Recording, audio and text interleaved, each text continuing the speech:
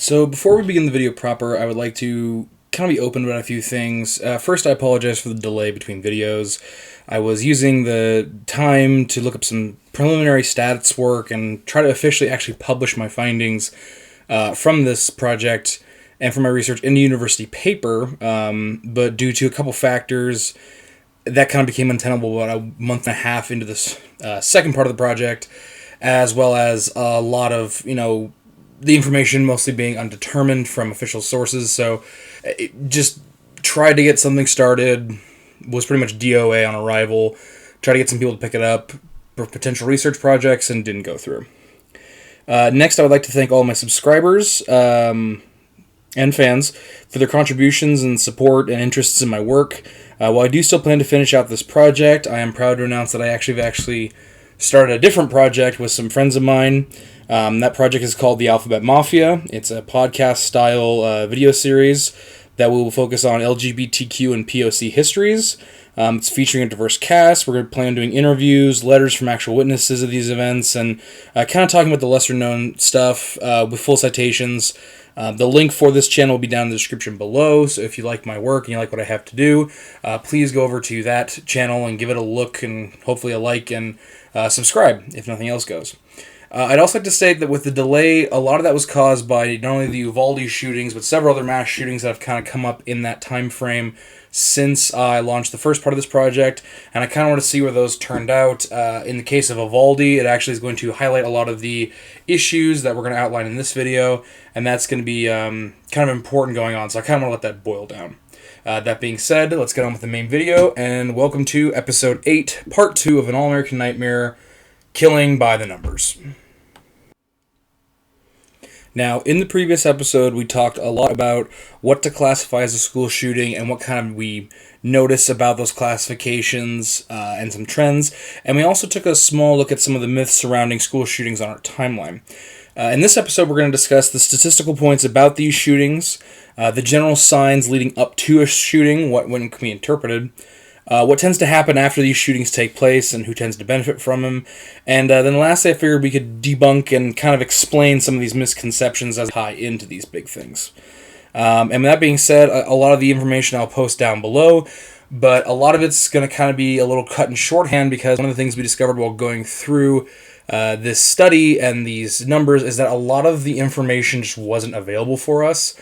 And there was just a certain scope to things we couldn't get access to because it's not like we're launching an official investigation or work with an agency where we can kind of request, documents or interviews with people around the country. This is mostly me and my friends with some papers and some laptops. So take everything we say with a grain of salt.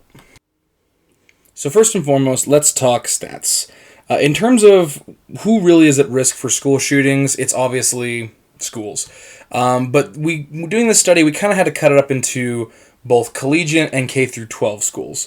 Now, we kind of found out that about 58% of the schools we reported with and looked at happened to be K through 12, and then, of course, about 42% of the shootings happened on college campuses or universities. There were some private schools and some kind of K through 12 mixed style schools that also took collegiate classes in smaller towns we couldn't account for. But for the most part, it's about a 50-50 split, a little less than that, when it comes down to shootings, which means that 50% of the time it's going to happen in a K through 12 school, and 50% of the time it's going to happen in a university, which is really good for us because it means that we don't have to separate the two schools out into two different specific groups, because if the issues are 50-50, they're going to be typically happening in the same degree within the same spaces. And nearly all are being committed by white young males, typically in retaliatory fashion.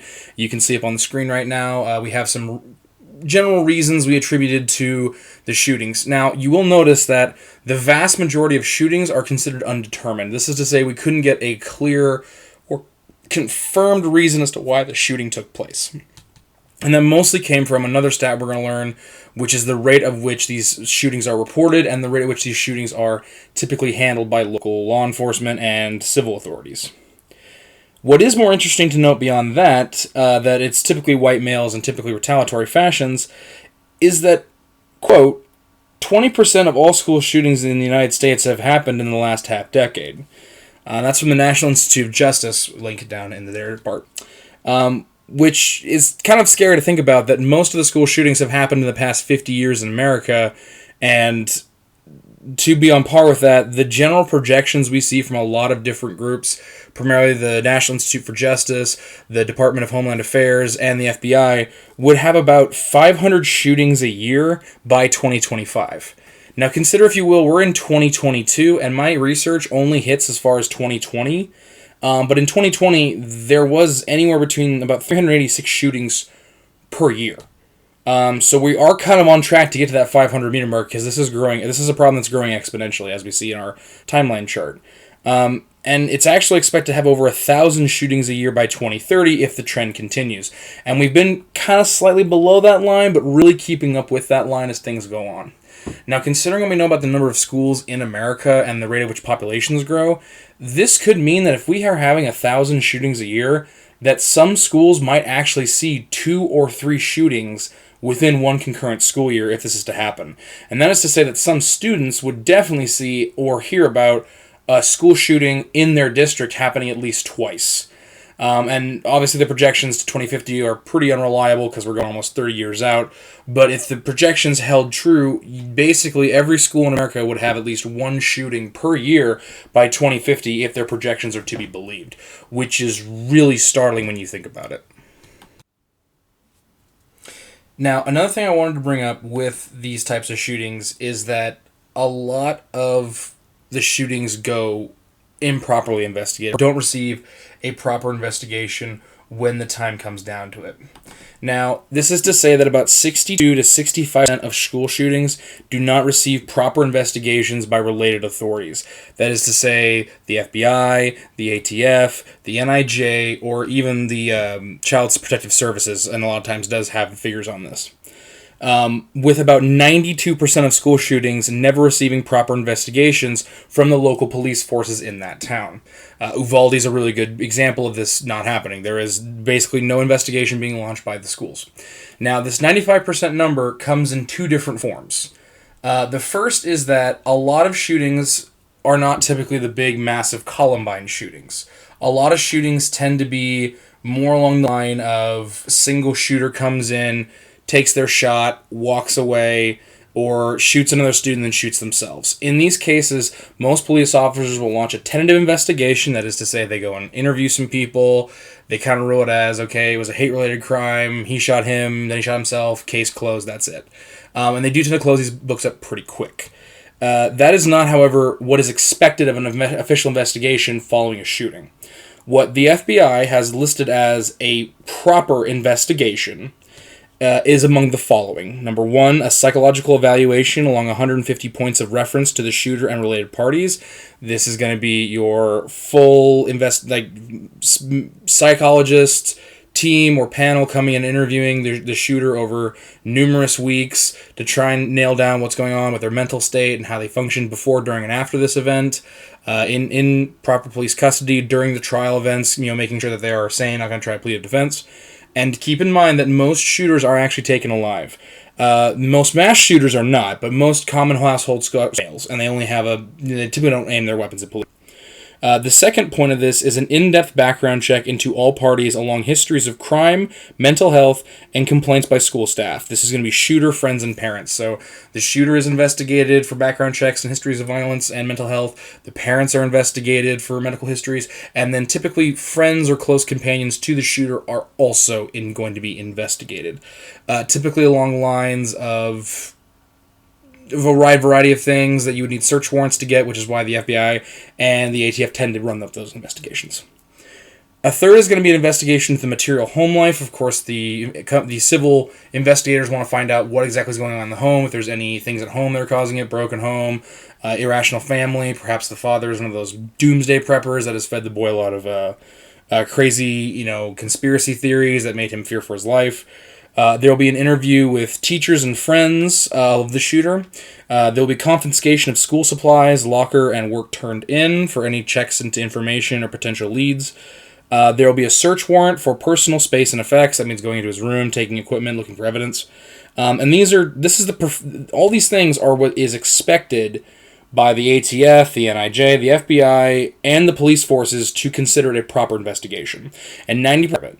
Now, as far as the agency's front goes, it's typically because they don't have the resources to launch these large investigations before the next shooting is taking place. More on that in a moment. But for the most part, this is what's expected, and it's just not happening, which is why we can see on the screen that 67% of school shootings between 1960 and 2010 were determined to be indeterminate. We couldn't figure out anything about them. It's also important to go into the fact that because we couldn't determine those numbers, we tended to still keep them on the board, but we just didn't regard it as a main cause because we can't know what we can't know. So, of course, because the second leading cause would, of course, become the first leading cause. And we actually find out that about 11% of school shootings following indeterminates were actually retaliatory. About 1% of them were racially motivated. About 2% were gang-related. Only about half of a percent were related to PTSD or mental episodes. And that PTSD and mental episodes typically being referenced to police and military members, but we are actually seeing in the data set that was outside the 2010s some access of children who actually survived school shootings, potentially having the PTSD that caused them to commit a possible shooting or negligent discharge later on in life. So that could be something we'd also notice as these shootings tend to ramp up. We could see a shooting triggering another student who would then, of course, commit a shooting. Only about 0.5% were due to bullying and social offsets directly related, which is kind of the common thing about school shooters. Oh, they're loners and they're bullied by kids. That's how they feel powerful. I mean, if that was the case, then a lot of gay kids in school would have been school shooters, which they're not. Again, less than half, about 0.75% to about 0.8% were copycat killers. I wouldn't say it was significantly notable, but it did show up. Only less than 0.5% went into vigilante reasons, religious or ritualistic killings, or drug-related crimes. So pretty much the vast majority of these shootings were caused in a retaliatory fashion, and typically along gender or sex demographics and racial demographics. Male shooters made up about 82.3% of all school shootings within 1960 to 2010. Not within the time frame, within the 1840s to 2010, I apologize. And that's taking into account that over that time frame, that was capped at 586 shootings. There were actually more than that on our duty roster. However, going back to episode 1, we restricted down what we classified as a school shooting. Female shooters only made up about 1.2% of all shootings. Of course, those shootings were still retaliatory in nature, typically. And about 16.5% to 16.6% were considered undetermined. This is to say that there was a shooter, but the shooter fired from an unknown position, and no suspects were ever charged or went in with it. So, I mean, just along sexual demographic lines, most of our shooters tend to be male, followed up by an unknown assailant, followed by females. Of course, knowing what we know about those stats, it's safe to say that a vast majority of the undetermined shooters were probably men. Now, along racial demographic lines, POC, or color, were about 2% of all shootings over that time frame, both of which were typically in retaliatory fashions, as I said. Indigenous populations, again, mostly because indigenous populations, we would go to tribal schools, which we couldn't get stats for, but the indigenous populations that have entered into American schools, only about 0.3% of them, which is really less than 2 shootings in that entire time frame, were caused by indigenous shooters. For undetermined, that was 5.8 to about 6%. Now, this doesn't come down to either the shooter was, again, couldn't be identified, or the shooter was from a mixed race or ethnically diverse gender area where they didn't really have a solid set of who this mixed into. I'd also like to say that we did mix in people of Asiatic descent in with people of color for this number scaling, so, I mean, take that into account. That's why we don't have a specific demographic for Asian representation. And as far as white students go, it's about 91.809%, or 91.8%, which we can round out to being the vast majority of shooters are white males committing retaliatory actions, or actually we should say white males committing unknown actions. There's no real way of knowing exactly what causes that. Along this line, too, I'd also like to talk about the percentages in reference to the investigations that turned up with the firearms, because firearms are obviously a really big thing to bring up when discussing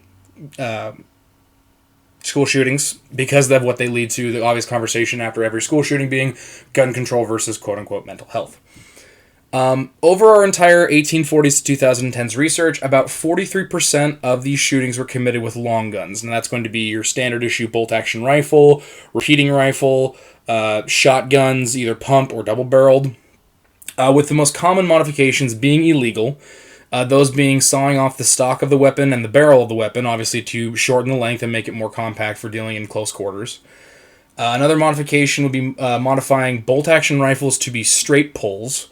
That is to say that instead of working the bolt up, back, forward, down, you can just pull the bolt straight back, essentially making it faster firing in a sense. Also, the other common modification that we saw show up was to purchase or modify the magazine capacity to hold 30 rounds. Most bolt-action rifles either being fed by stripper clips or having small 5-round detachable box magazines. There are adapters that you can manufacture and make in some states to take 30-round Stanag military for certain rifle types.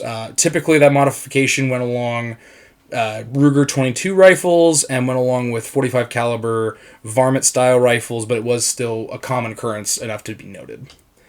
26% of shootings built with a pistol. Before I go forward, please understand that some shootings dealt with both a long gun and a pistol, so those were both included as two separate targets. We didn't have a category for combined weapons shootings. But 26% of all shootings are done with pistols. The common modification would be an extended magazine, wire stock, or foregrips to essentially turn the pistol into a bit of a carbine for more accuracy, and gas taps for automatic fire. Now, granted, automatic machine pistols, that was more like your Tech 9s, your Uzis, which were classified as pistols. I did make a submachine gun category for those. But most of the pistols we actually dealt with were actually blowback, where that modification also happened, taking a military pistol and modifying it for automatic use. Still happened pretty commonly. It just that gas taps were the ones we seem to notice a lot more than reversing the blowback. As terms as calibers go, it was typically 45 caliber pistols, but a lot of that actually comes from that was a common pistol type. We do actually see in the 2010s onward, which was not stats we included in this, a big resurgence in pistols. In fact, these numbers I'm showing on screen are actually going to be heavily skewed between 2010 and 2020, as more and more students are actually moving towards pistols and AR-15 rifles because they're more common. Shotguns are still holding a pretty common preservation. They are the most common type of weapon to commit a school shooting with. It's not actually a rifle, it's a shotgun. Now, again, up until 2010, so the numbers are going to be skewed, assault-style weapons, while many... this is your AR-15s, your AK-47s, your select fire rifles in an intermediate cartridge, styled after military-issue weapons. These had many modifications to them naturally in the world. You can buy scopes, rails, lasers, all types of muzzle attachments, differing stocks, differing pistol grips. For AR-15s, they are Barbie-style guns. Same thing for AK-47s. You can buy aftermarket kits for them. What was interesting, though, is up until 2010, and even a little after 2010, especially in 2016, most of the shootings, including assault-style weapons or military-style weapons, was factory standard weapons, which is someone walked in, bought the weapon as it was, and then went out and committed the shooting. They didn't have a lot of alterations to them.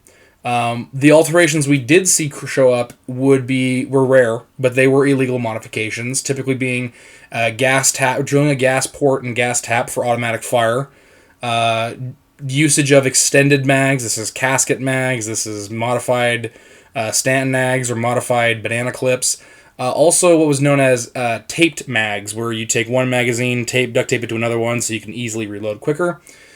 Which is not technically an illegal modification because you're just adding another magazine to it, but a lot of states do consider that to be illegal, which was kind of some import.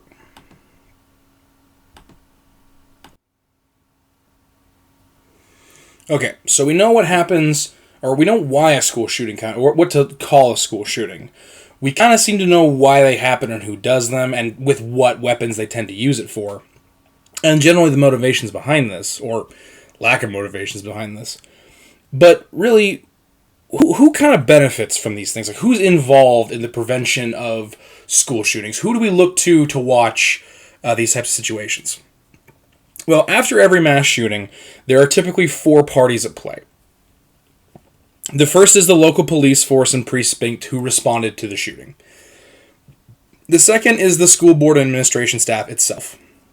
The third is going to be civil investigators. That's your FBI, your ATF, your Department of Homeland Security, or Department of Defense, depending on how severe the shooting was. Columbine, for example, did pull down people from the Department of Defense. CPS tends to get involved, as is the National Institute for Justice and several other groups. And then the fourth party, of course, is the families of the victims, both the survivors and the casualties and the deaths of this shooting. Now, fundamentally, you would think these 4 groups would love to get along with each other and help to solve the problem. That never has happened once, and there's a good reason for that. Well, there's not a good reason, but there's a reason for that.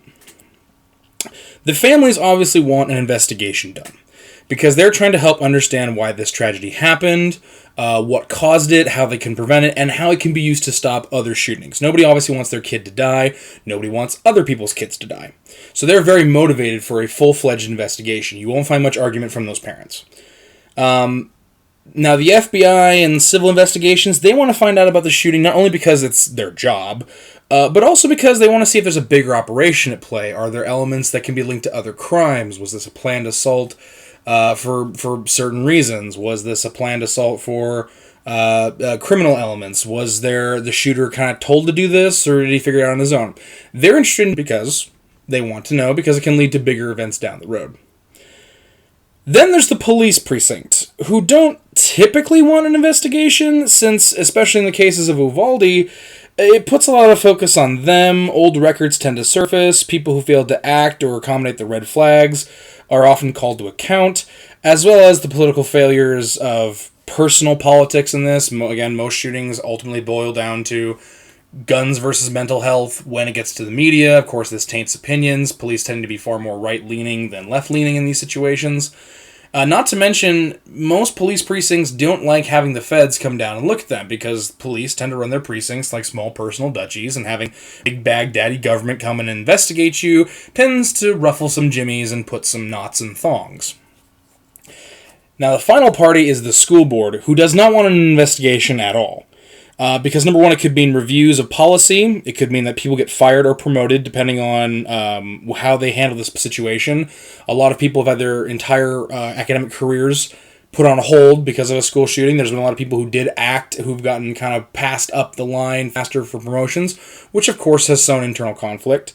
There's people who failed to intervene or file proper paperwork tend to get brought up. Not to mention, American schooling tends to attract sociopaths who intend to skirt the rules for their own self-gratification. I mean, we've all met teachers that have definitely some sociopathic tendencies, and those people tend to get called to operations. So, yeah, not a lot of people want to have the FBI showing up on their door, and this is going to cause some push and pull on the chains. Now, this is actually where Uvalde comes in and actually exemplifies this perfectly. In the wake of Uvalde, Texas, we see a lot of evidence for this four-way tug-of-war.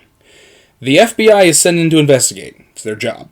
The ATF, who is handling new leadership, presidential administrations, and the first new federal legislation in years, is really eager to make a name for itself, and Uvalde's Texas is the perfect boiling ground for this. So those two groups are going to be highly motivated to turn up something.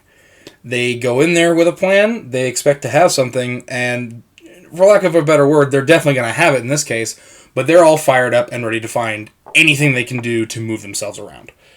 The police, their party, being widely criticized for their failure to respond adequately, focusing on their own children, even some media depicting them holding parents back from rescuing their kids, some policemen literally leaning on their shovels while the kids are being killed only a few doors down.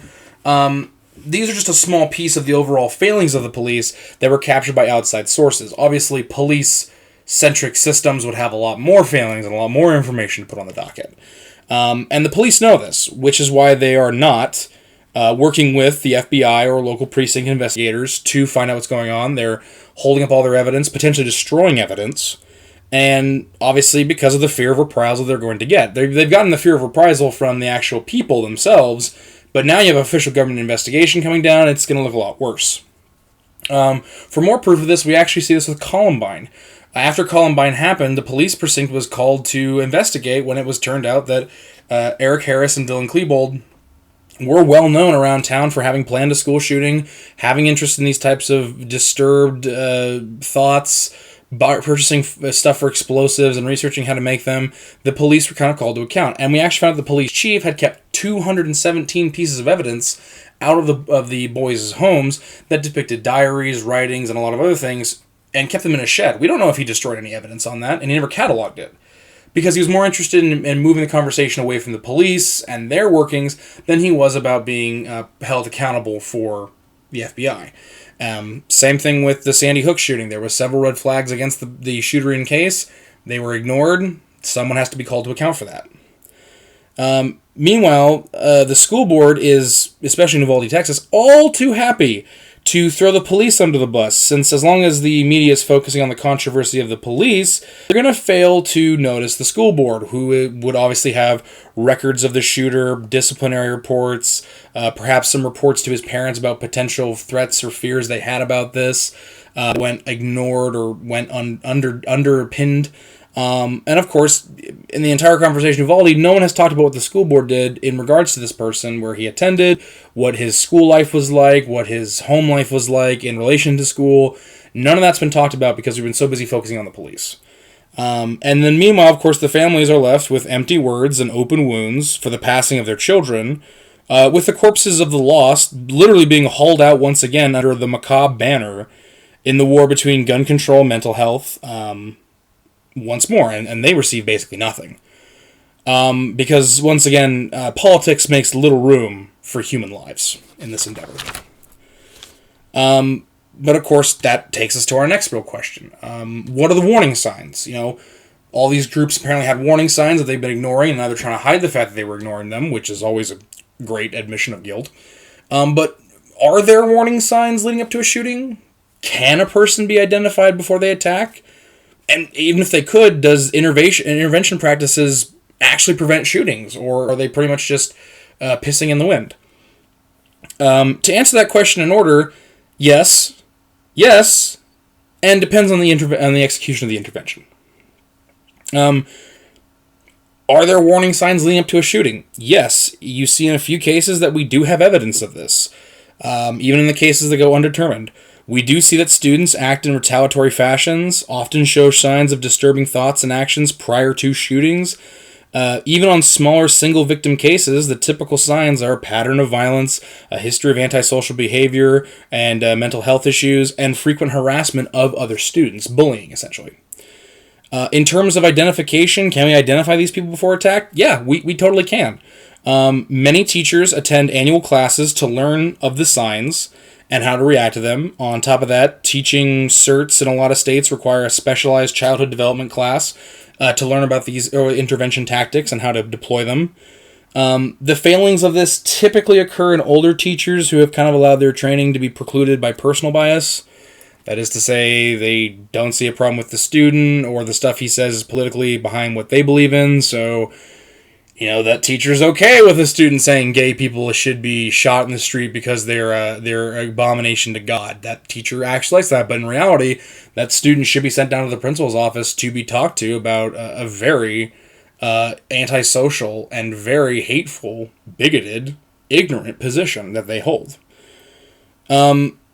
And on top of that, a lot of schools do allow an opt-out for these types of trainings, and basically the teacher can opt out until they have to basically get recertified, where they'll go to the recertification class, which usually is a day to 3, they'll wave their head to get through it, and it's just another obstacle.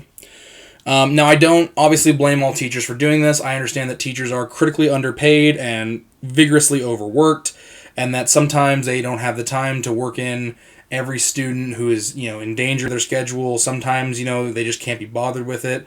And a lot of that is, again, the failings of a system, because the system is supposed to be able to handle these types of situations, and it fundamentally doesn't. So while I do hold teachers to account in the respect that they do, I also understand why a lot of teachers don't have the time to give every student they fear might be a potential shooter or potential hazard the full unabridged time they need on top of everything else they have to do and with the pay that they're getting done to it. Because intervention does require time and resources, and a lot of people just don't have that, even in the teaching community. And finally, intervention tactics, they do tend to work depending on how the intervention is done. Again, intervention takes time and resources and energy and labor. You're not going to always get every teacher and every school in a position where they can do that with the students that need it. And in a lot of cases, teachers will pull the kid into the office, which of course is already on edge. They'll have him talk to some guidance counselors, which of course will already have him on edge, because the school principal's offices and school counseling offices are designed to be interrogation rooms, as we learned with the Reed technique way back. And then they'll typically call the parents up. Of course, the parents will see a sort of divergent behavior, and they either tend to punish the child severely or overreact, send the kid to a bunch of mental health counseling and be really concerned and hypervigilant, which of course will only cause the student to retreat farther in and become more embedded in their issues. So, yeah, intervention can work. It just depends on how it's executed, and with the quality of assurance of your school is totally where that hits. It's a 50-50 toss-up. Most schools don't intervene, and we don't have enough stats to determine whether that's actually the better benefit than a worse intervention or what have you. But typically what we notice is that intervention typically depends on the execution, and most executions aren't great.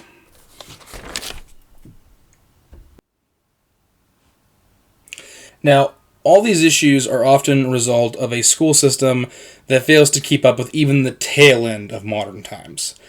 And as a social system from birth, it instills in children that they are commodities to be bought, resources to be used, and exist to service their betters.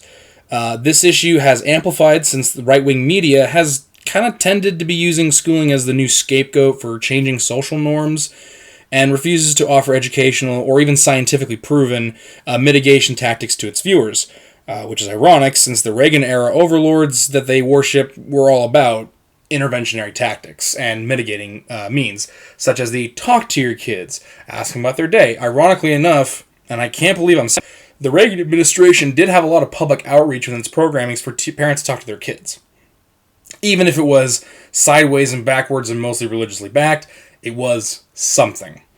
And for as far as blaming the right, I don't want to hear anybody making excuses. The right wing has actively claimed that schools are indoctrination centers for liberal propaganda that teach kids to be gay and trans kids to question their gender identity, and that there's been right wing hosts many a times who have made the argument that kids are better off dead than stuck in liberal schools. So you kind of lost your right to complain about the right wing being over criticized by the left when you basically back the horse that every time a kid gets shot, they talk about mental health, but do nothing to actually spur mental health and are quite mentally unstable themselves.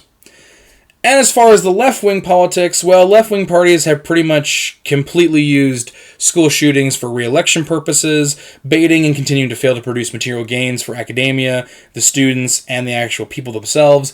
And every time they try to do gun control, it's always over the characteristics of guns versus actually pushing for restricting the ease of which guns can be moved into the populace and into the hands of people who desperately need to be sought out for mental health, the red flag type laws.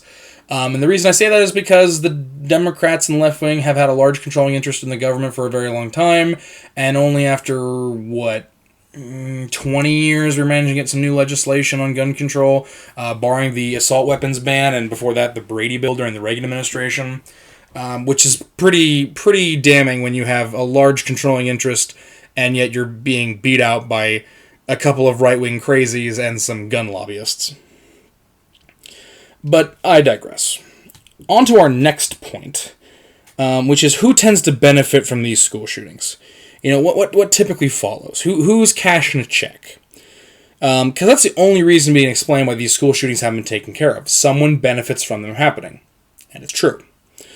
Well, after almost every mass shooting, we can tend to see a raise in firearm sales between 28 and 35% for a 3-week period. Then this year, these are numbers posted by the NRA, posted by gun lobbies, and posted by Remington and Winchester over history periods. This is not new information. This is the gun companies themselves publishing that after a mass shooting, they tend to have an increase in sales for about 3 weeks. Now, these numbers following mass school shootings can see surges up to 60% for a 2-month period. Sandy Hook is a perfect example of this. For students, however, between 2 weeks and a month after a school shooting, they should expect up to 12 potential school shootings to occur, with an average of 3 claiming at least 3 casualties if statistics are reliable. This means that directly after one school shooting for about 2 weeks, they're going to be the copycat killers. They tend to move in. Now, a lot of these shootings do actually get stopped before they actually do any real harm to people, and the students are arrested, and it's settled quietly, which is why you don't hear about them. However, 12 in a following period of 2 weeks is pretty severe. And consider, if you will, that the shooting is actually mass or lethal with those 3 shootings and maybe higher. Then, immediately after that falls, there's another 2-week period where the numbers double for a short time. So it's a very compounding system that we kept seeing this trend show up in the statistical information. Schools can also expect to see a couple $100,000 of additional resources to be added to their budget for the next year. These resources and monetary funds are intended to be spent on mental health and quality of life improvements for teachers and students. Turns out the federal government is pretty quick to sign you a check if your school has had a shooting to manage and mitigate the problem.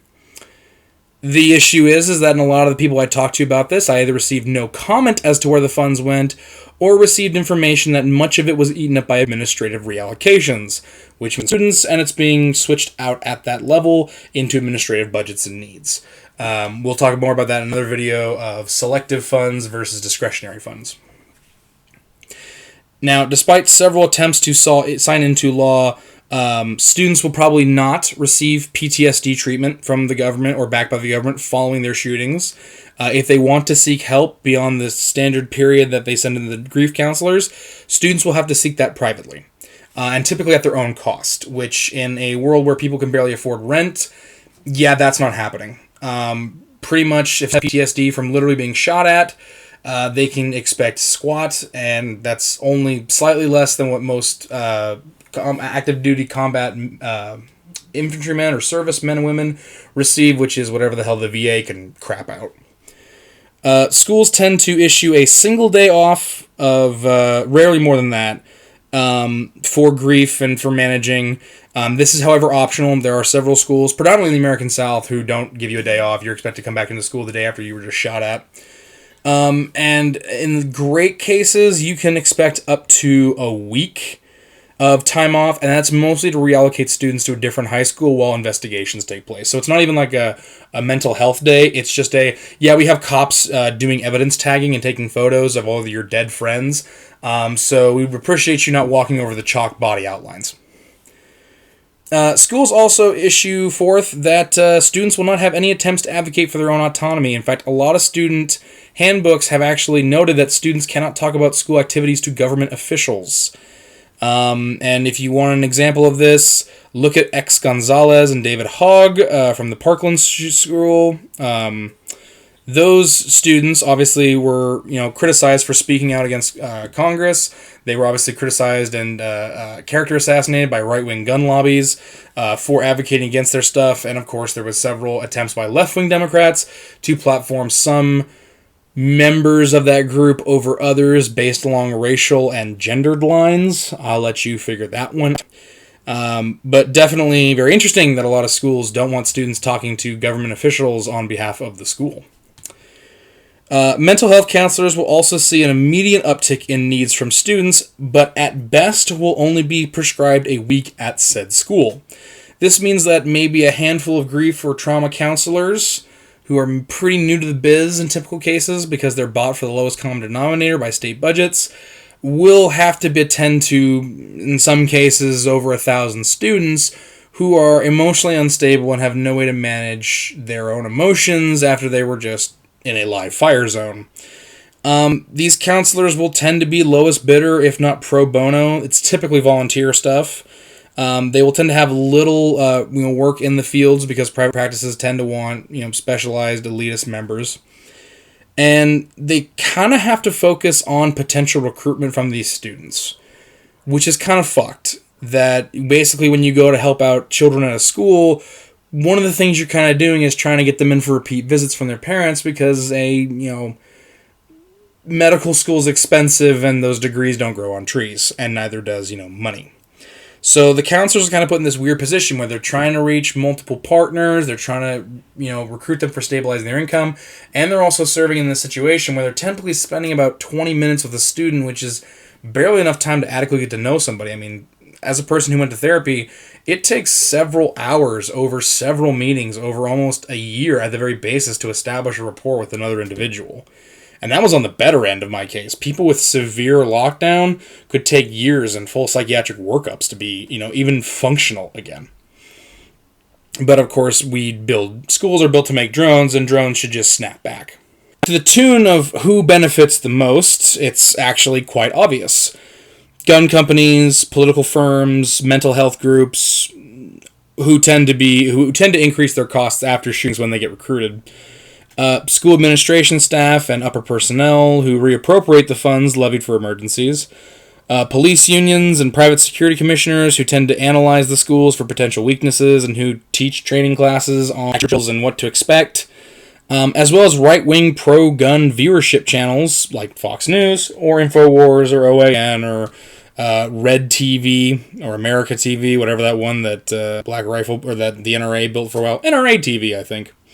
They tend to actually see an increase in viewership around 32 to 85%, depending on the severity of the case. For a great example, look at Alex Jones and InfoWars pending the Sandy Hook shooting. You can look at the Fox News affiliates in Colorado during the post-Columbine time. And, of course, we can look at any Fox News featuring Tucker Carlson after the Uvalde shooting for evidence on this. Not only because people want to see what their favorite right-wing pundit is talking about the gun control issue, but also because these right-wing pundits tend to say some pretty crazy and heinous stuff, and people tend to tune in to see if it's true or to do react channels or take the footage for their own personal use and various other media. However, there's three groups that never see any benefit to this. They never see a freaking dime, and they basically go unheard of in the entirety of this conversation. In fact, dear listener, I'm willing to bet that you have not even heard anything from the families in this Uvalde shooting. And that is because teachers who survive, students who survive, and the families of victims, in several cases, get nothing. Official legislation since the 1980s has been put forth for mental health vouchers, increased mental health experts to function in schools at all times, and as mitigating forces, additional pay and benefits for teachers, reparations for the families who have been suffered in this event, as well as covering medical costs for the children who were actually injured in the shootings, not just for the initial surgeries, but also afterlife care and healthcare costs later down the road if they have complications. Numerous times bills like that have been put up for signing into law and signing into practice in the government, and they've almost every single time been knocked down in government. Typically by right-wing gun lobbyists who whine and wane about how much it will cost, but also because, well, we don't care about kids. They're drones, they're workers, they're supposed to snap back, their betters can't wait, and neither can they. Who cares if one of their friends died? People die all the time, send them down the road. Not realizing for a second that these are children who, before they're able to drive a car, or have their first heartbreak, or see the world, or fall in love, are watching their friends be shot and killed directly in front of them. But, like we said, politics is more important than human lives.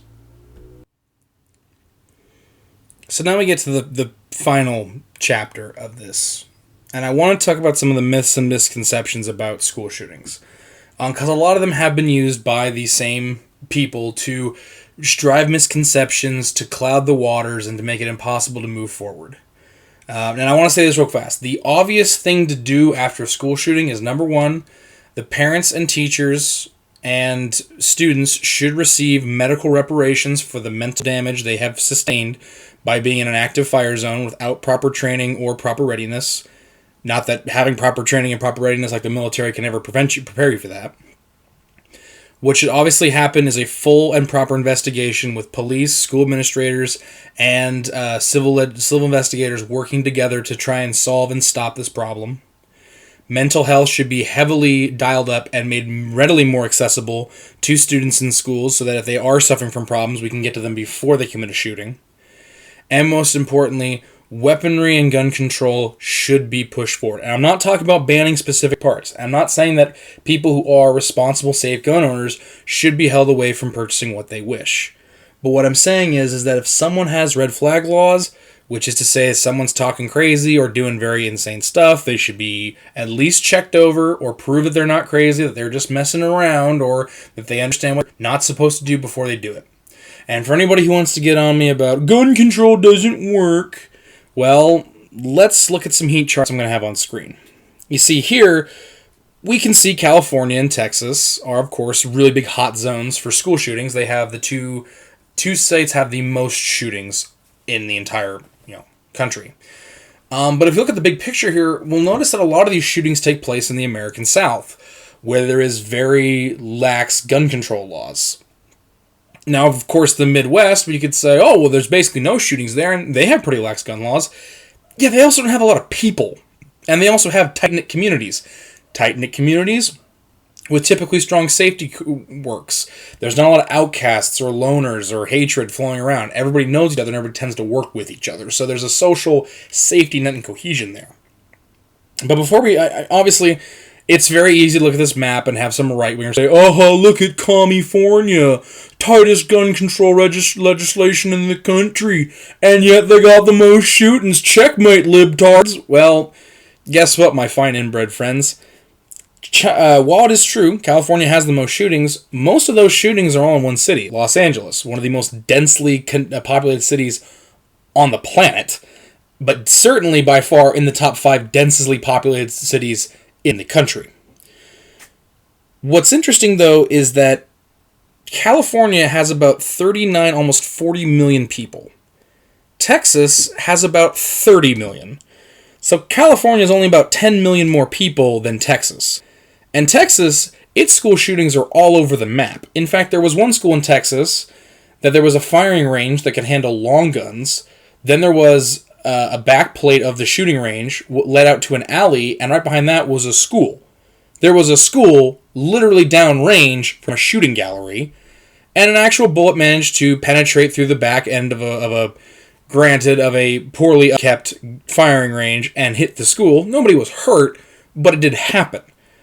So while California has most of its shootings in Los Angeles, Texas has them all over the place. And Texas only has 75% of Cali's population, but they have 63% of Cali's shootings. So clearly, smaller population, almost equal gun shootings, versus singular town with a massive population, more restrictive gun legislation. Statistically speaking, gun control does tend to work. Now, I'm not going to say that gun control will solve school shootings. Obviously not. That'd be an insane point, and I'm looking at you left-wing people.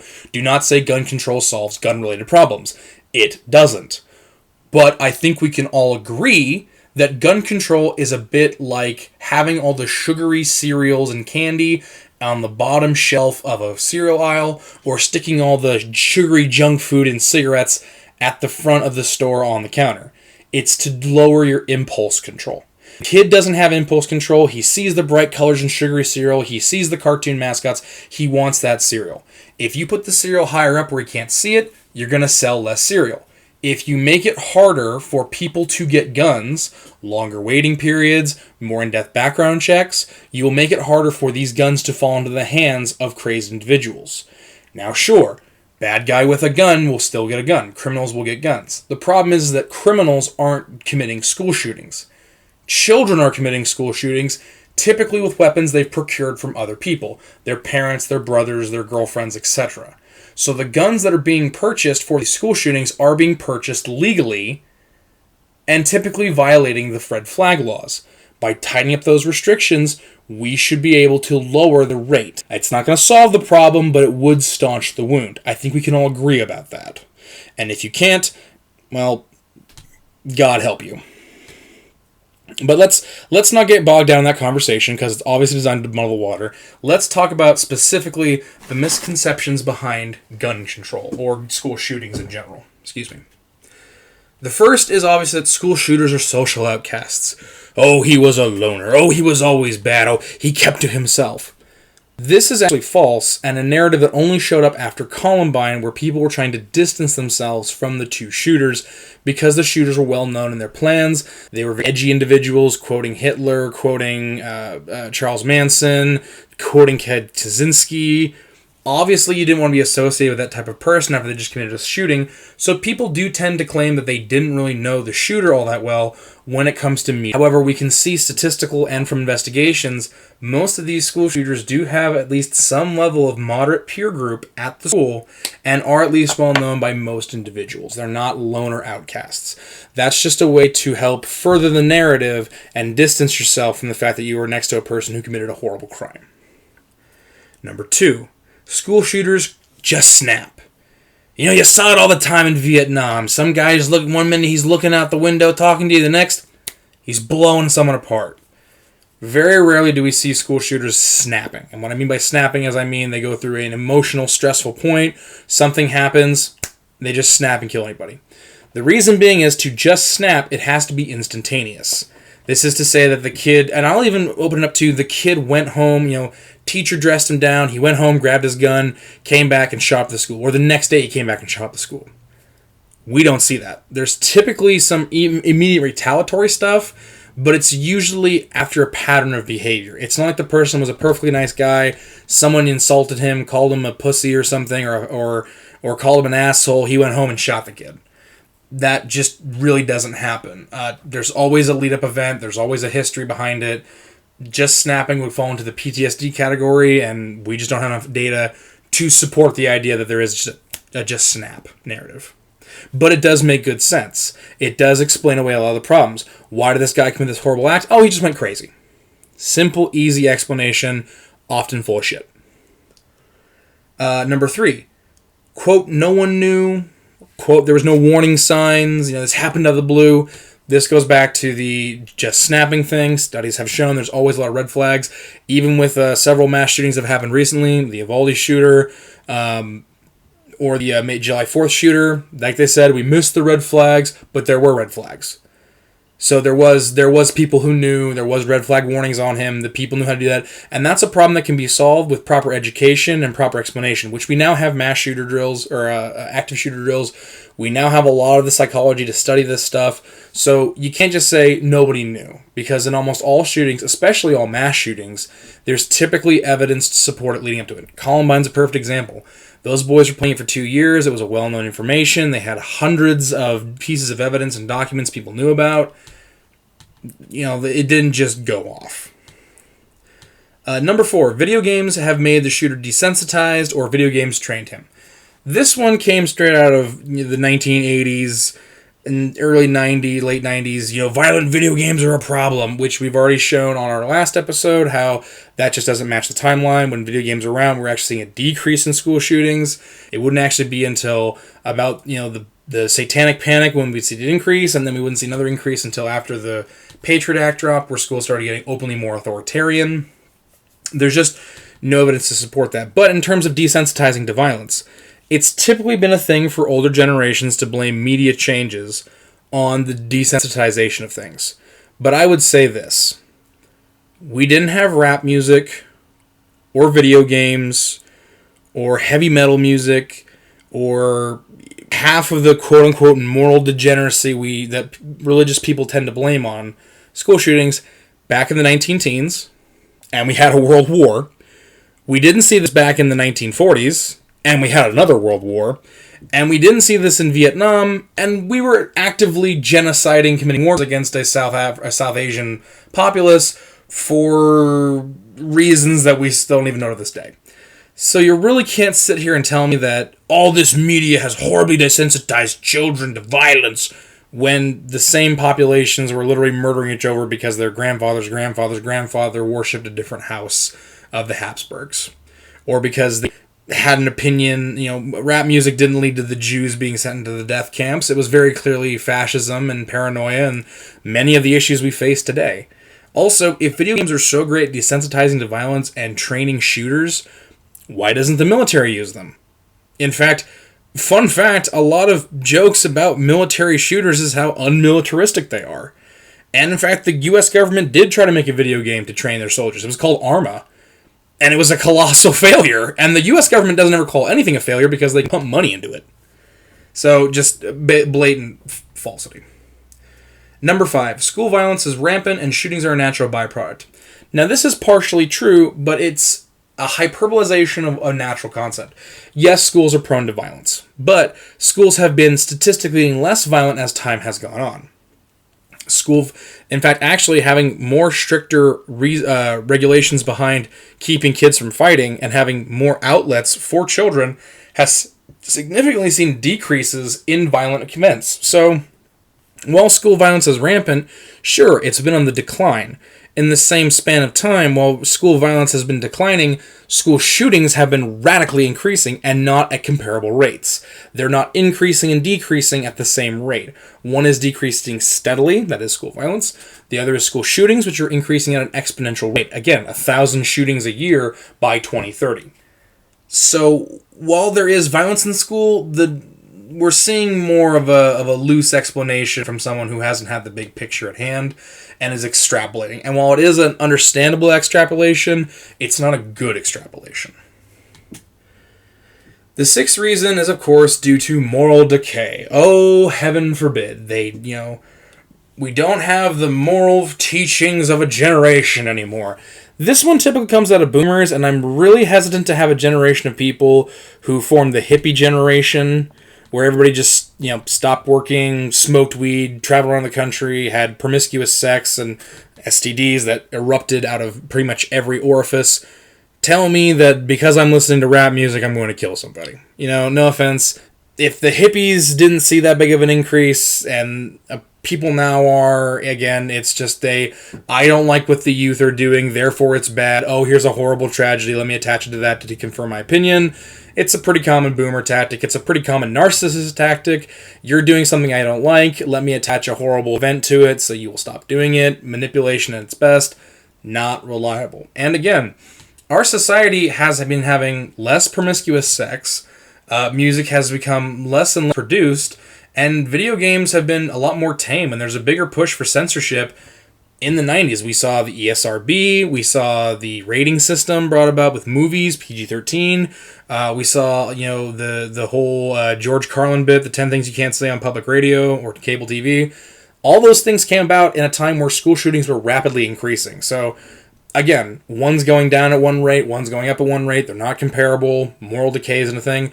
Not to mention, you can't even get 10 people in a room to agree on what morals are which, so it's kind of pointless. Just more religious grandstanding. Number 7, schools removed X religious signifier, which causes school shootings. Schools have never removed Jesus from schools. Jesus has never really been in schools, at least not since the 1950s, where there was some... This is mostly because they took the Ten Commandments out of courtrooms. But in so doing, most of the time when you ask, oh, they took Jesus out of school. Well, no, you're still welcome to prayer. Teachers just can't lead prayer. And especially with the Supreme Court recently overturning that teachers can, in fact, lead religious prayer in schools, I'm very curious to see the rate of which these shootings happen. If they continue to increase, we can actively say that religion had nothing to do with this, and in reality, that's just a fair changing bit to turn schools into religious indoctrination centers to perpetuate the Christian fascist system of America that recently came out of the 1980s. So, yeah, not really a thing a lot of Christians go with on this one. It's typically a fringe group, but that fringe group is very vocal and very wrong. Also, it's funny that they say that they took Jesus out of schools, but the same people don't put their kids in religious schooling. They put them in public education. Never mind. Number 8, school shootings are the cause of gang violence and gang relations. We did cover this in the last video. With gang-related violent crimes, we did account for all the crimes that were openly declaimed by gangs and then determine them if they were gang-related, but we couldn't prove it. We moved them into the indeterminate category. So there is the possibility there's a large amount of gang shootings in that indeterminate category, but for the most part, taking the shootings we know were done by gangs and confirmed by gangs, while there was some gang-related shootings in school, there isn't enough of them to account for the radical increase. So while they are technically correct that school shootings are sometimes caused by gang relations and gang violence. To attach all school shootings to this is clearly false, since most shootings involve a single shooter of a white male orientation who's socially connected. And if we go into schools in typical gang territories, a lot of times they work as freedom ground. So basically, multiple gangs can go to one school. They tend not to interact with each other, but they also know they're not allowed to beef or have gangbangs in the school, that it's a place of learning education. It's not a place for you to go and have out your issues, because it's shooting fish in a barrel. So that's just a fundamental misunderstanding of gang culture. Number 9, school shootings are apolitical, so stop using tragedy to push politics. I hear this one a lot, which is ironic because it's coming from political people who, in turn, have a political opinion to push. And as far as I know, this is one of the most apolitical analyses of school shootings on the internet right now. And even I get a little political, but still, like, the whole reason the school shootings fail is politics. The whole reason school shootings happen is politics. The reason why these people are not receiving reparations and proper quality of life after the shootings is politics. So you really can't tell me school shootings are apolitical and I shouldn't involve children in tragedy when you yourself, no one, and I do mean no one, hesitates to keep, what about the children when it comes to school shooting? School shooting happens, typically before the report is even out, it's gun control, mental health. Left, right. Democrats want to take your guns. Republicans want to kill your children. Anytime someone tells you something's not political, tell them to shut up. And anytime they tell them to stop making it political, tell them to show you your Facebook. Because there is no standards for thee and others for me. It is a single standard. It's political, therefore we're going to treat it as such. And of course, number 10, the final issue, shootings would not be stopped by gun control. What's needed is mental health. Again, I explained a little bit on the gun control issue, but in terms of mental health, the same party that bitches about mental health is also the same one that continuously stops mental health from being pushed into schools because it prevents them from being able to exploit the children and to exploit this tragedy. And in fact, across both boards, the left, the right, and the centers, refuse to put proper mental health in for teachers, students, families, medical care for teachers, students, and families, proper treatment for teachers, students, and families along personal lines, paying the mental health counselors proper money, recruiting the best mental health counselors, keeping them online, allowing the students to have proper access. The government itself is not making mental health care more affordable or accessible for people, so it's a total red herring. If mental health issue was the actual problem, then why haven't we solved it? Who's holding up the fort? Well, it's both sides. Finally, the image I'm going to have on screen is probably the best explanation for why I think school shootings happen. I know I started this project by saying I'm going to teach you about why school shootings happen. I was a fool for saying that. Obviously, because most of the information is not investigated, I have no idea the specific cause of school shootings, but we can look at the data we do have and see that clearly it's because of a failing of a variety of social settings, because school shootings are at a crossroads of school and education, mental health, proper awareness for teachers, civil infrastructure, material life conditions, gun control, and about a bajillion other things. So pretending that there's a one-size-fits-all plan for this is complete insanity. What likely is going to happen is a complete restructuring of societal norms coming together, and even then, there's no guarantee it's going to stop. But we certainly we can try. We haven't tried it before, and who knows, maybe giving people the proper access, paying teachers more, keeping mental health counselors on hand in proper quantities, and getting children quality education versus lowest common denominator slop might decrease the numbers a little bit. Who knows? Certainly worth a shot. That being said, I thank you for your time. I appreciate you for weighing through me on this All-American Nightmare, and I hope to see you all in the next episode, Episode 8, or is it 9? Not sure, about militarism and recruitment in schools. Thank you so much. Have a good day.